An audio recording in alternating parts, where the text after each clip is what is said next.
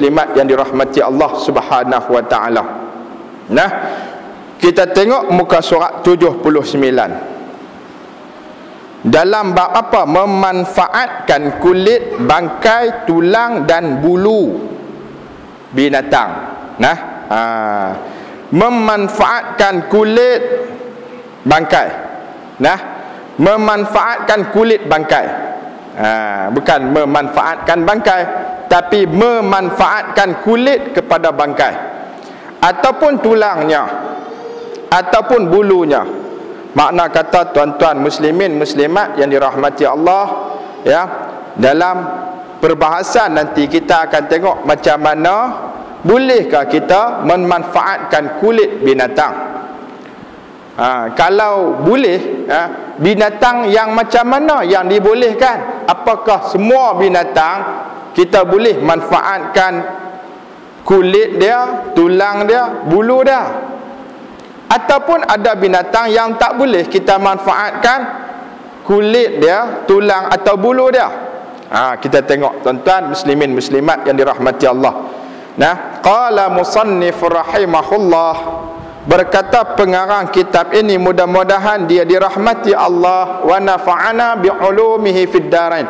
Mudah-mudahan juga bermanfaat kepada kita akan ilmunya untuk kita menjalani kehidupan di atas muka bumi. Apa yang dimaksudkan dari pengharaman bangkai itu ialah pengharaman memakan dagingnya. Tentang bangkai ni yang diharamkan padanya, kata Syekh Yusuf Qardawi, dia kata apa? Ialah haram makan daging dia. Adapun memanfaat kulit, tanduk, tulang atau rambutnya, yakni bulunya, tidak menjadi kesalahan. Kata Syekh Yusuf Qardawi ni daripada fatwa dia, dia kata apa? Ya, tentang kita nak manfaatkan kulit, kita nak manfaatkan tanduk, tulang ataupun rambut, yakni bulunya, maka itu tidak menjadi kesalahan. Bahkan ianya digalakkan kerana boleh mendatangkan wang dan boleh dimanfaatkan oleh manusia. Yang ni fatwa ataupun pendapat daripada Syekh Yusuf Qardawi.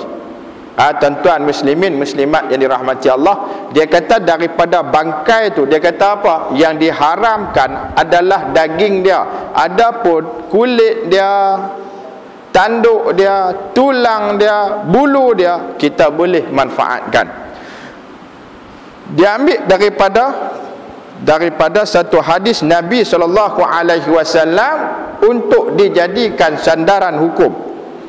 Riwayat daripada Ibnu Abbas radhiyallahu anhuma menyebutkan satu peristiwa yang mana ada orang yang menyedekahkan kepada jariyah, yakni hamba perempuan Ummul Mukminin Maimunah radhiyallahu anha dengan seekor kambing.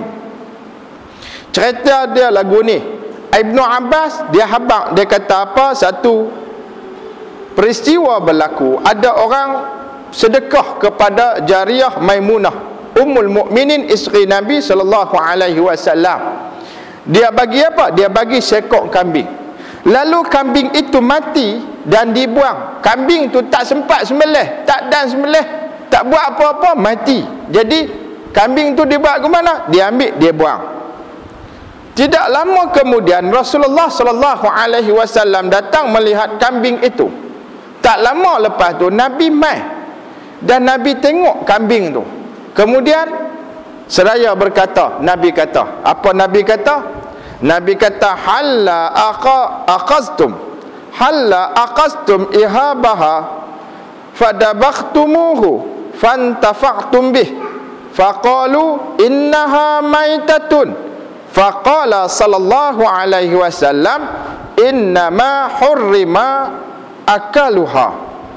Maksudnya apa? Halla aqastum ihabaha fadabakhtumuhu fantafa'tum bih.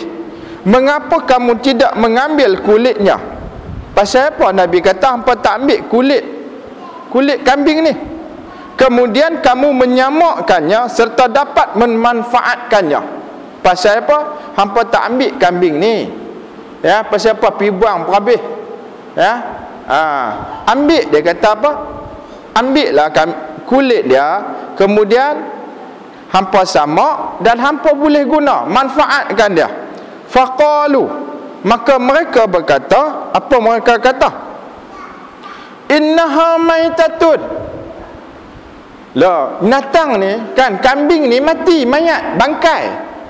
Dia bukan kena sembelih, dia jadi bangkai. Faqala, maka sabda Nabi sallallahu alaihi wasallam, innama hurrima akaluha. Nabi kata apa? Sesungguhnya yang diharam itu ialah memakan dagingnya sahaja. Nampak tak tuan-tuan muslimin muslimat yang dirahmati Allah Subhanahu wa taala? Hadis ni riwayat Malik, Abu Daud, An-Nasa'i, Ibnu Hibban, Daraqutni, Ibnu As-Sakan, dan beliau mensahihkannya, dan Al-Hakim. Rasulullah sallallahu alaihi wasallam, kata Syekh Yusuf Qardawi, telah menunjukkan cara bagaimana hendak membersihkan kulit bangkai itu, iaitu dengan menyamaknya. Ya, baginda sallallahu alaihi wasallam bersabda, dibarul adimi zakatuhu. Maksudnya menyamak kulit binatang itu samalah dengan menyembelihnya. Hadis riwayat Abu Daud dan An-Nasa'i. Menyamak kulit binatang itu dari segi pembersihannya adalah sama ada dengan menyembelihnya untuk menghalalkan binatang itu untuk dimakan dan sebagainya. Dan dalam riwayat yang lain berbunyi, dibaruhu yazhabu biqabathihi. Maksudnya menyamak kulit bangkai itu dapat menghilangkan kotorannya. Hadis riwayat Al-Hakim, iaitu menjadikannya bersih dan suci. Di dalam Sahih Muslim dan di tempat lain juga dinyatakan sabda Nabi sallallahu alaihi wasallam yang lain, ayyuma ihabin dubikha faqad tahura. Maksudnya ayyuma, apa saja, ihabin, apa saja kulit kalau sudah disamak, dubira, disamak, faqad tahura, maka sungguh dia sudah menjadi suci. Hadis riwayat Imam Muslim. Tuan-tuan muslimin muslimat yang dirahmati Allah Subhanahu wa taala, yang ni cara macam mana kita nak memanfaatkan kulit daripada binatang. Nah, yang ni dengan cara kita tak boleh makan daging dia. Sebab apa? Dia bangkai. Kalau binatang tu binatang yang halal dimakan. Contohnya kambing mati, kena tindih dengan kereta, kena tindih dengan lori, mati tuan-tuan. Nah, kemudian kita nak makan boleh ke? Tak boleh, sebab tak sembelih. Dia mati bukan kerana sembelih, dia mati kerana aksiden ataupun kerana kena langgak, kena lenyek, kena tindih. Habis kulit dia kita boleh guna tak? Kita boleh guna kulit dia dengan cara kita samak. Yang dikatakan samak tu apa? Yang dikatakan samak itu ialah menghilangkan kotoran yang lekat pada kulit itu, yakni kita buang segala daging yang lekat dekat kulit tu, segala lemak yang lekat pada kulit tu, dan segala lendir-lendirnya yang lekat pada kulit tu, sehingga menjadikan kulit itu bersih daripada segala kotoran. Sebab apa? Sebab daging tadi bila dia busuk dia jadi najis. Nah, darah yang lekat pada kulit tadi jadi najis, lemak-lemak dia akan berbau jadi najis, lendir-lendir dia juga akan berbau jadi najis. Bila kita suci, kita buang semua, kulit tu jadi suci, tak jadi najis dah. Kita boleh manfaatkan. Tuan-tuan muslimin muslimat yang dirahmati Allah Subhanahu wa taala, kita nak guna alat apa? Kita boleh guna alat apa saja yang boleh menghilangkan lendir-lendir tadi.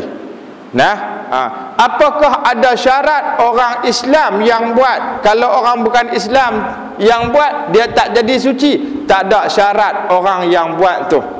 Dia tak sama macam sembelih. Kalau sembelih, nah, syarat penyembelih tu, syarat dia mesti orang Islam atau ahli kitab. Nah, Kalau bukan orang Islam atau ahli kitab, maka sembelihan dia tidak sah. Nah, kita tak boleh makan. Tapi kalau dalam hal sama, contohnya tuan-tuan, kulit kambing, ya, yang disamak oleh siapa? Oleh maniam kata, kan? Acung. Bukan Islam, non Muslim. Nak sebut kapiak tu, sekali orang dengar kata kasar sangat kan? Non Muslim atau bukan Islam, orang bukan Islam. Depa ambil kulit tu, kemudian depa cuci, buang segala lendiak dia. Ada yang menggunakan peluntur, ya, ada yang menggunakan apa nama bahan-bahan kimia untuk mengeluarkan segala daging dan menanggalkan lendir segala darah dia. Untuk apa? Untuk dia sucikan kulit tadi. Maka kulit tadi jadi suci. Nah, baik tuan-tuan muslimin muslimat yang dirahmati Allah Subhanahu wa taala.